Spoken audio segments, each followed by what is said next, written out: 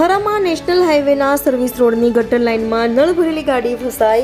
Thara Bhabhar road સામે MK car એસી સર્વિસની બાજુમાં ગાડી ફસાઈ જતા ટ્રાફિક સર્જાયો. નેશનલ હાઈવે ઓથોરિટીના સર્વિસ રોડ ઉપરની ખુલ્લી ગટરમાં વાહન પડવાના અનેક બનાવો બનતા હોય છે. હાઈવે ઓથોરિટી દ્વારા ખુલ્લી ગટરોનું સમારકામ હાથ ધરવામાં આવે પણ જરૂરી બન્યું છે.